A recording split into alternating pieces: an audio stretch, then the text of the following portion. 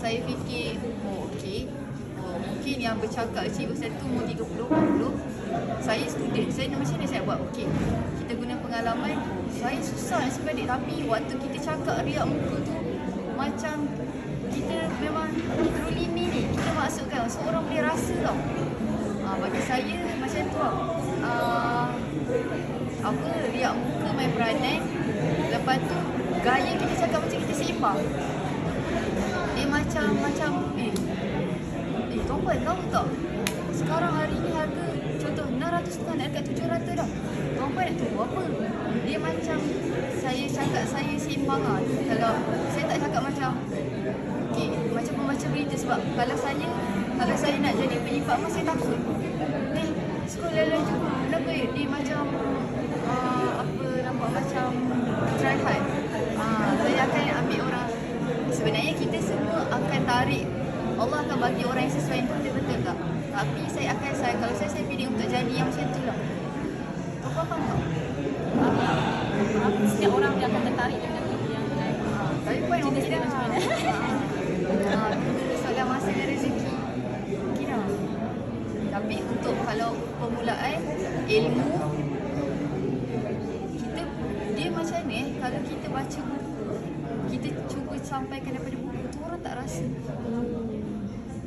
Tapi untuk tambah ilmu okey. Tapi cuba sampaikan dalam cara yang macam mana? Beremosi, ada emosi lah. Saya suka letak emosi. Even dalam video saya pun saya letak emosi. Padahal point dia sama je. Kan?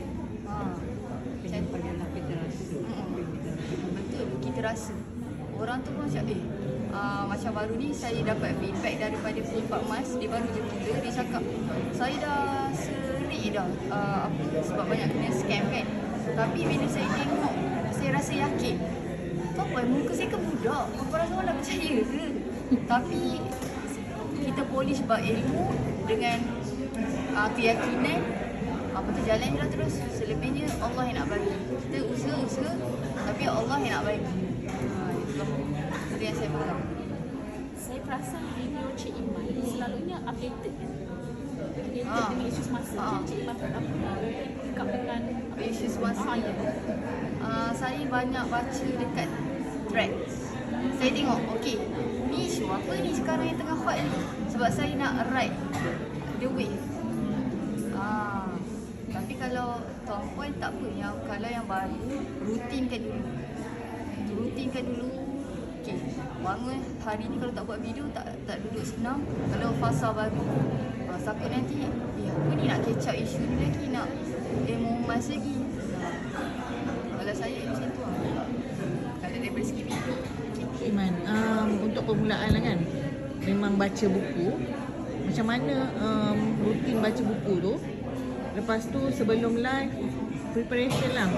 Adakah macam poin-poin yang kita, maksudnya macam kita baca buku, memang berulang kali ke, bagi tips lah macam, sebab saya tengok Cik Iman punya cakap memang penuh dengan ilmu lah.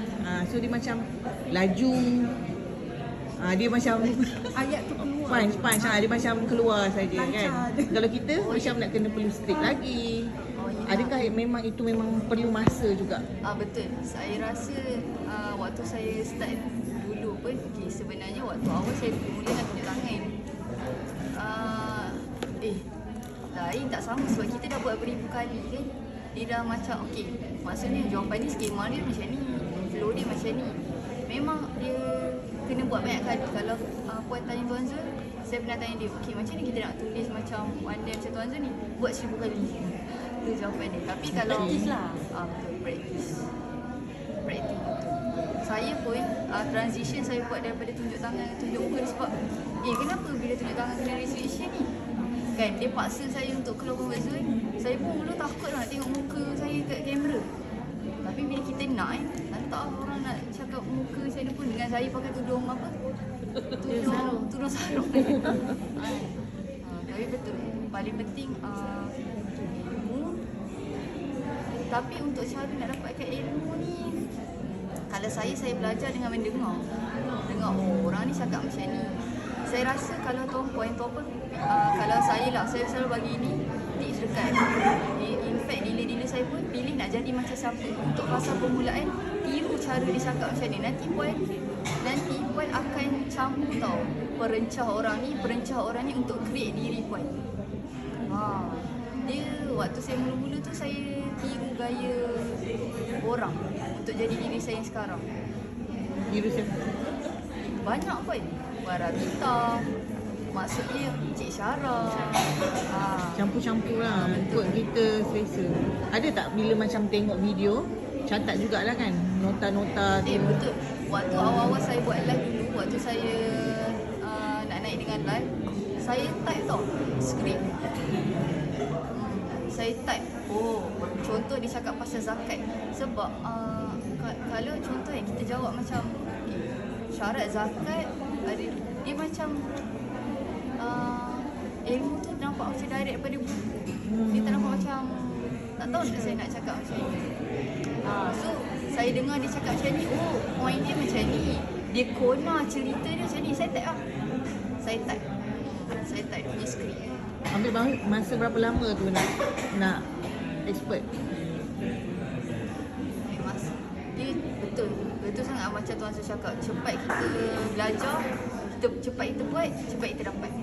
Point try bagi saya kan nak expert cakap ni, especially nak live, nak tarik penyimpan emas, nak bagi orang tasrah diri. Puan cuba tengok dia buat, sehari pun duduk stay live dia sampai habis. Macam tu. Try lah puan, bagi masa diri puan belajar seminggu je.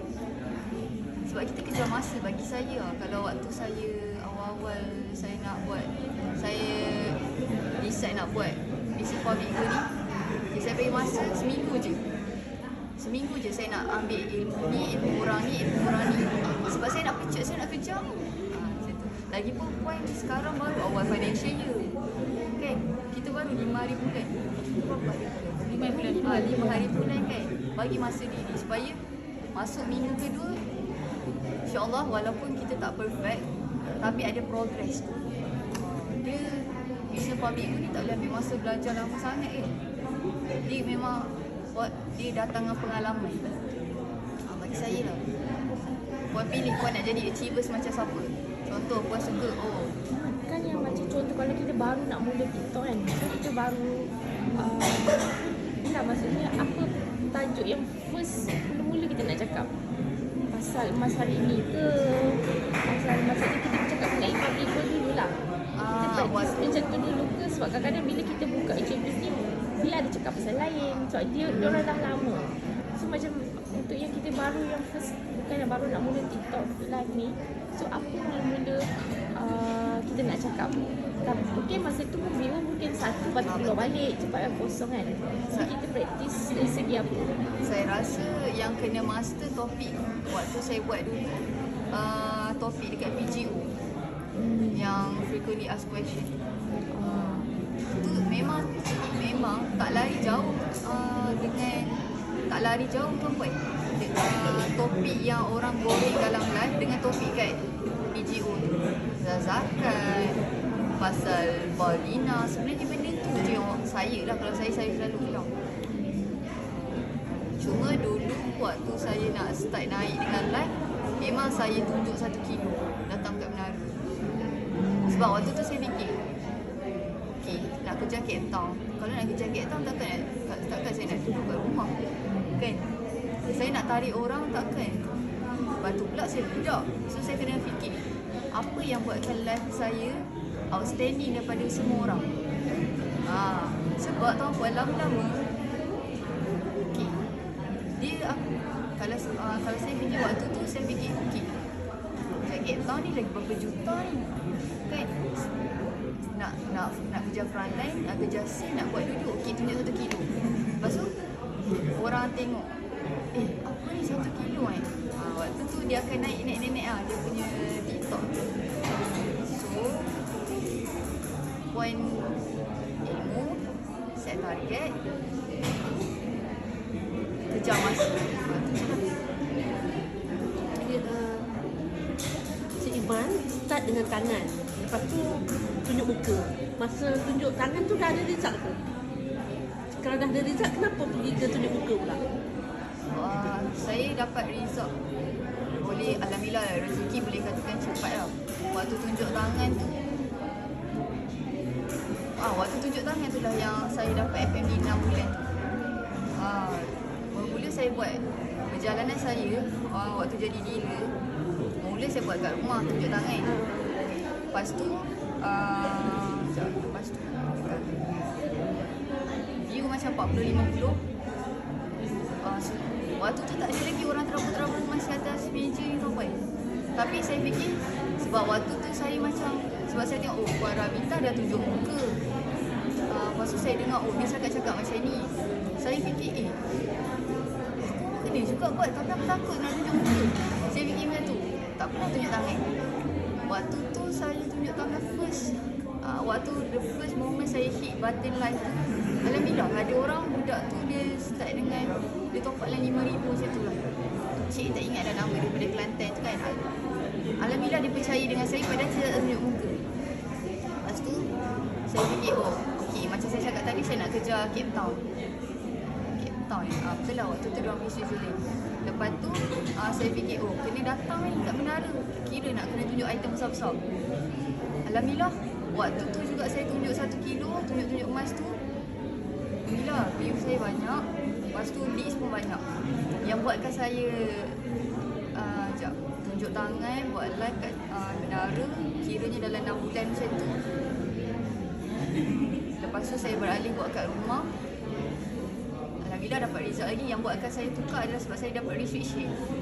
Waktu tu ada zaman yang kalau waktu tu dealer semua restriction. Lepas tu dia force saya untuk keluar dan itu adalah Tuhan nak susun. Takkanlah sama je nak tunjuk Tangan untuk tangan. muka. Tiba masa untuk kena kena upgrade skill dengan upgrade kena tunjuk muka. Masa 1 kilo tu tunjuk tangan lah. Cik Iman, masa yang sebelum dekat Menara Public Hall tu buat live kan, sebelum datang tu kita dah tahu kita nak guna yang item-item yang besar, tapi dekat rumah tu kita dah rancang ke apa kita nak cakap ataupun Betul. Kena tahu sebab bayangkan kalau kita pegang 1 kilo je tapi kita tak tahu nak cakap apa. Buang masa, sayang masa. Orang masa tu kan orang tu dia replika ke apa ni orang semua. So memang sebelum saya datang menara saya plan okey 1 kilo saya kena tahu ilmu apa 1 kilo, ilmu apa yang nak tarik big buyer. Waktu saya buat live dekat menara yang saya tunjuk tangan tu, ada customer saya call. Saya ingat lagi Cik Amin tu first big buyer saya. Dia tengok tangan lepas tu dia terus call. Salam Cik Iman, saya ada 200,000 daripada live TikTok tu.